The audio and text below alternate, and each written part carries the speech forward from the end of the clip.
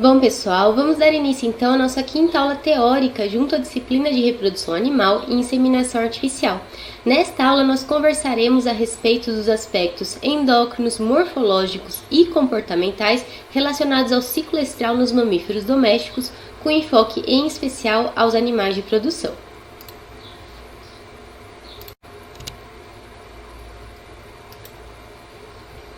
Bom, então vamos começar definindo o ciclo estral. Então eu pergunto para vocês, o que vocês entendem sobre ciclo estral?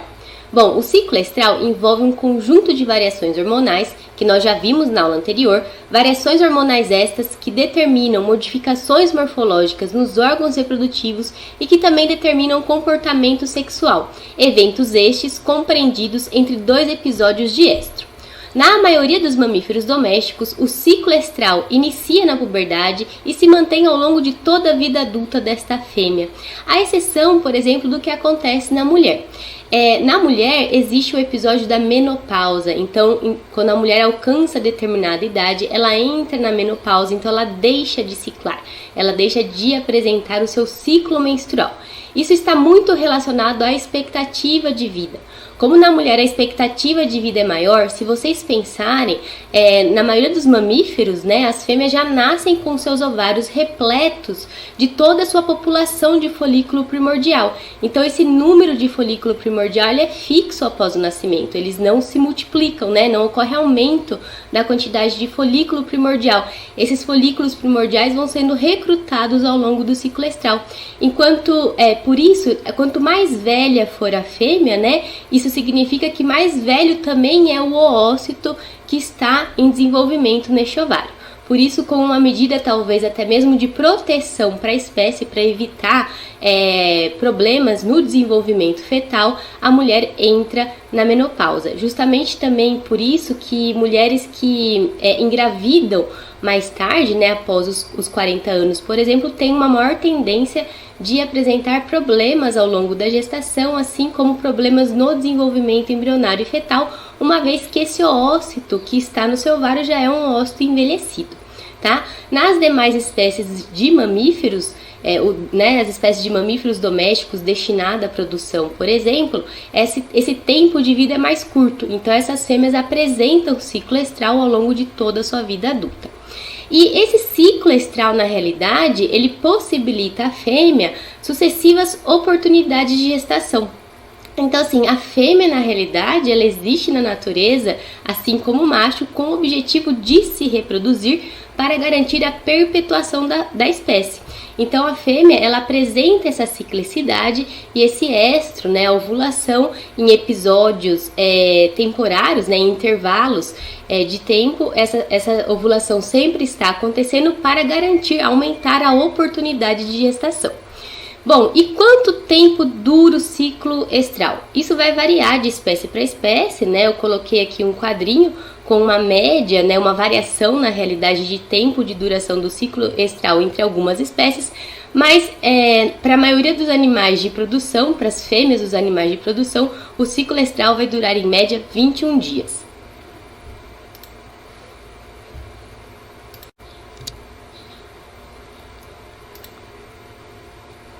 E de acordo com as características do seu ciclo estral, as fêmeas podem ser classificadas como poliéstricas estacionais, poliéstricas não estacionais e monoéstricas anuais. O que vocês entendem sobre uma fêmea poliéstrica? Como o próprio nome já diz, são fêmeas que apresentam vários ciclos estrais sucessivos, né? Então, as fêmeas poliéstricas estacionais são aquelas que apresentam a ciclicidade restrita a uma determinada estação do ano. É o que acontece com a égua, com os pequenos ruminantes, com a búfala e com a gata, que elas tendem a ciclar em determinada época do ano, sendo que essa ciclicidade é determinada pela luminosidade e, consequentemente, pela ação da melatonina, que nós veremos em mais detalhe adiante. As fêmeas poliéstricas não estacionais são aquelas, portanto, que apresentam essa ciclicidade ao longo de todo o ano, independentemente da estação do ano, que é o que acontece com a vaca e com a porca.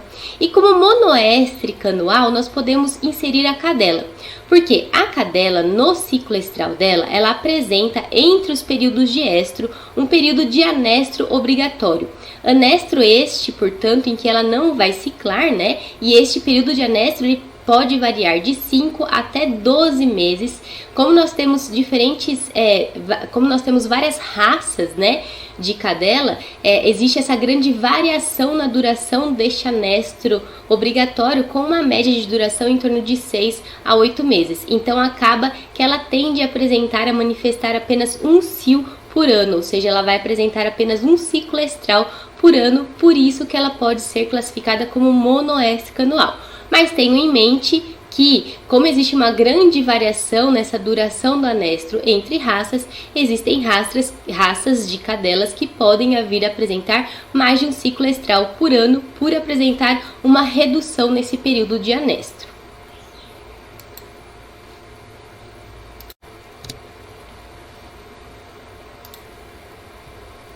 Bom, o ciclo estral ele compreende dois períodos, um período de domínio estrogênico e um período de domínio progesterônico. O período de domínio estrogênico envolve as fases do proestro e estro e ele se caracteriza pelos níveis crescentes de estradiol e consequente pico de LH combinando com a ovulação. Então é durante essas fases também que a fêmea vai manifestar os sinais de cio. E o período progesterônico envolve as fases do metaestro e diestro e se caracteriza pela formação do corpo lúteo, então com níveis crescentes de progesterona. E em algumas espécies, né, nós temos ainda o período de anestro, que se caracteriza por uma inatividade sexual, uma inatividade ovariana e do eixo hipotalâmico hipofisário gonadal, sendo que esse anestro ele pode ser causado por inúmeros fatores que nós discutiremos melhor adiante.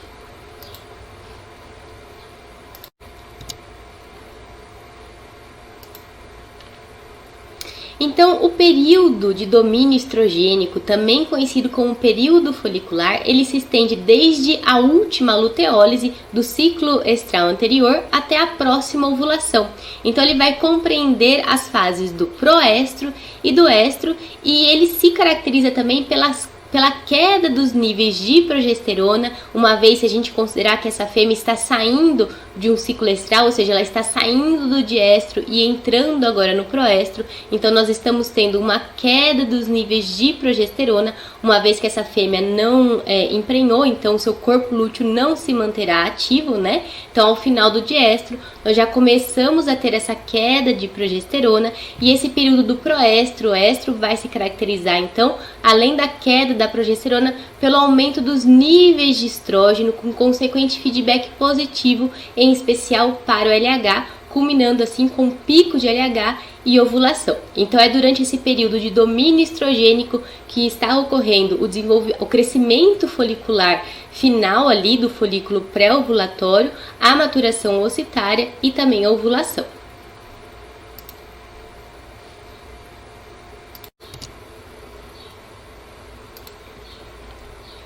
Já o período de domínio progesterônico, ou também conhecido como período luteínico, ele se estende da ovulação até a próxima luteólise e compreende, portanto, as fases do metaestro e diestro. Então, com a ovulação que ocorre ali no estro ou final do estro, ocorre, em decorrente dessa ovulação, ocorre a formação do corpo lúteo no ovário e esse corpo lúteo passa a secretar progesterona. Então, os níveis de progesterona começam a aumentar no metaestro e alcançam seu platô no diestro.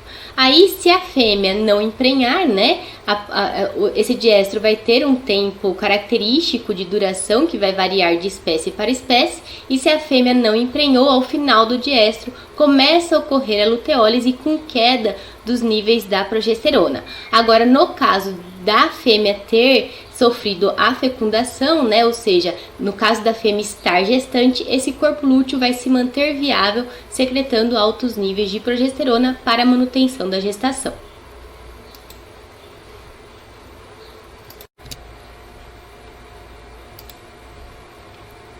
E algumas espécies apresentam ainda o período do anestro, que se caracteriza pela dessensibilização, pela inatividade do eixo hipotalâmico hipofisário gonadal. Até ocorre certo desenvolvimento folicular nos ovários, mas esses folículos não alcançam o estágio pré-ovulatório e, portanto, não ocorre a ovulação e nem formação do corpo lúteo. Bom, mas quais são os fatores que determinam esta condição de anestro? Bom, isso depende. Nós temos o anestro estacional, ou seja, que ocorre naquelas fêmeas que são poliéstricas estacionais devido à ação inibitória da melatonina ou à ausência da melatonina causando o estímulo para a ciclicidade, porque vocês vão ver que cada espécie responde à melatonina de uma forma. Mais adiante nós conversaremos melhor a respeito disso. Nós temos então esse anestro, trata-se de um anestro fisiológico, na realidade, nessas fêmeas que são poliéstricas estacionais. Nós temos o anestro gestacional, que ocorre devido aos altos níveis de progesterona circulante que promovem essa dessensibilização do eixo hipotalâmico hipofisário gonadal, impedindo, portanto, que ocorra novas ovulações durante o período da gestação. E temos o anestro pós-parto. No pós-parto existem várias causas que podem levar a fêmea a entrar em anestro. Temos a lactação, né, ou seja, o anestro lactacional, onde devido à presença do filhote ao pé amamentando, né, isso promove a produção de opioides endógenos que vão atuar nessa dessensibilização do eixo hipotalâmico hipofisário gonadal. A resposta a essa amamentação varia muito de espécie para espécie, de indivíduo para indivíduo, e a questão nutricional também interfere muito nesse contexto. Então, vocês têm que ter em mente que a fêmea, após o parto, ela tem uma perda de peso, uma perda de score, então após o parto ela está recuperando a sua condição, que associado à presença de outros fatores inibitórios, como por exemplo a amamentação, pode resultar nesse período de anestro pós-parto, ou seja, de inatividade ovariana, de ausência de ciclicidade.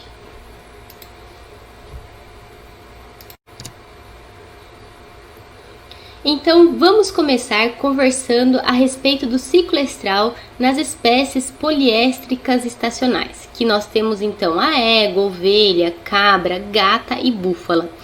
Nesta aula, em especial, nós abordaremos apenas os animais de produção mais convencional, porque nós não temos tempo hábil para conversar a respeito de todos. Então, nós aprofundaremos nosso conhecimento no ciclo estral relacionado à égua e aos pequenos ruminantes.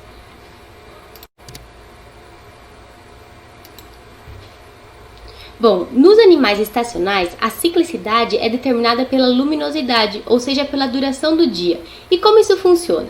Bom, a intensidade luminosa é captada em especial pela retina e essa informação é conduzida pelo nervo óptico até o hipotálamo, onde em núcleos específicos essa informação é primeiramente processada e posteriormente conduzida até a glândula pineal. E em resposta a essa informação, a glândula pineal irá produzir mais ou menos melatonina.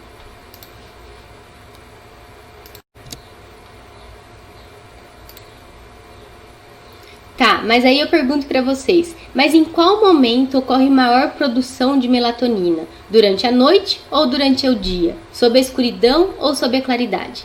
Então a produção de melatonina pela glândula pineal ocorre durante a noite, ou seja, sob escuridão. Então é por isso também que durante o período de outono e inverno, quando nós temos dias mais curtos, consequentemente nós teremos uma maior produção de melatonina em comparação com o verão e a primavera, quando nós temos dias mais longos.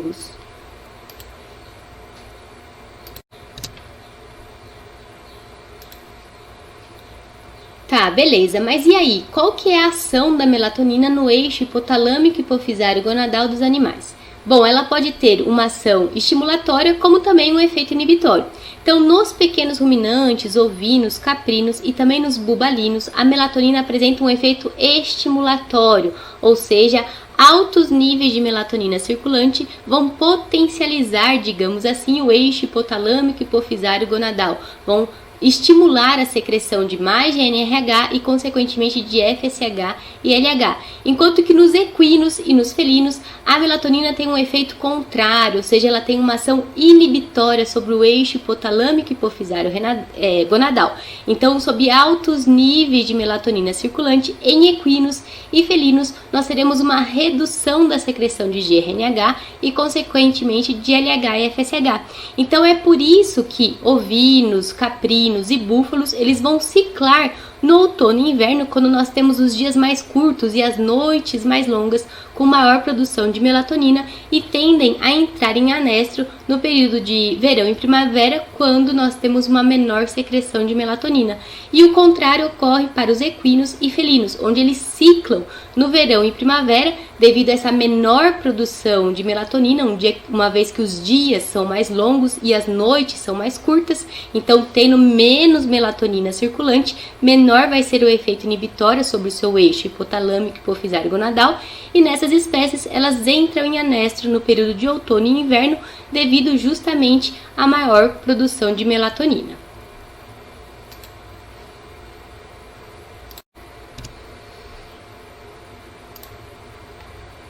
Vale ressaltar ainda que essa estacionalidade ela é mais marcante nas regiões de grandes latitudes. Então, conforme a gente se distancia da linha do Equador, as estações do ano ficam mais marcadas e a duração do dia e da noite varia bastante ao longo do dia. Então, por exemplo, no Brasil, nas regiões sul e sudeste, os animais nessas regiões tendem a ser realmente mais estacionais. Enquanto que, conforme a gente se aproxima da linha do Equador, a duração do dia e noite não varia muito ao longo do ano, e por isso que no Brasil, nas regiões norte e nordeste, os animais não manifestam tanto essa estacionalidade, ou seja, eles ciclam ao longo de todo o ano, mesmo sendo poliéstricos estacionais, estando nessas regiões a sua ciclicidade mais determinada pelo aspecto nutricional do que pela questão do fotoperíodo.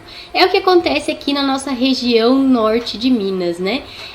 Onde as éguas, por exemplo, elas ciclam ao longo de todo o ano, estando a sua ciclicidade muito mais dependente da questão nutricional do que da questão do fotoperíodo, porque aqui na nossa região a duração dia e noite não varia tanto ao longo do ano.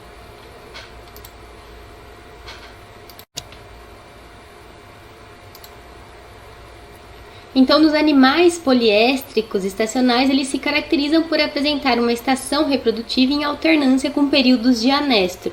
Então, a estação de acasalamento se caracteriza por uma maior secreção de GNRH e, consequentemente, de FSH, o pico de LH e a ovulação, enquanto que no período de anestro nós não teremos altos níveis de GNRH, nem FSH, nem LH e, portanto, não ocorrerá ovulação nem formação de corpo lúteo durante o anestro.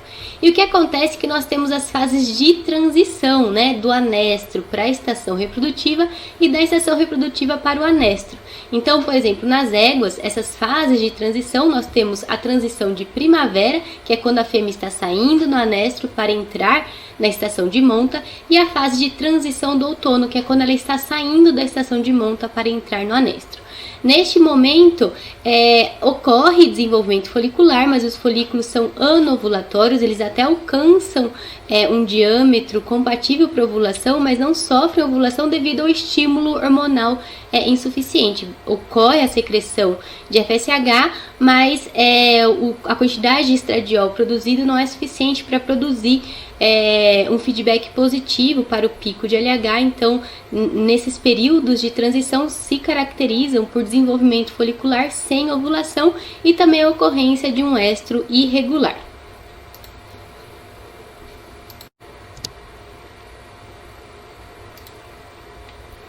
Tá, e vocês vão me questionar, bom, se a estacionalidade nos animais poliéstricos estacionais é determinada pela luminosidade que é captada pela retina, os animais cegos, eles também seriam estacionais? Sim, existem evidências que demonstram que mesmo cegos, esses animais conseguem captar a luminosidade, seja por meio de outros fotorreceptores extra-retinais, e até mesmo existem evidências que demonstram que a temperatura ambiente pode também interferir nessa questão da estacionalidade. E o macho, ele também sofre, né, nessas espécies que são poliéstricas estacionais, o macho também sofre o efeito da estacionalidade, o efeito do fotoperíodo? Sim, na realidade o macho ele vai conseguir ejacular ao longo de todo o ano. O que vai variar ao longo do ano, de acordo com as estações, é a qualidade do seu ejaculado.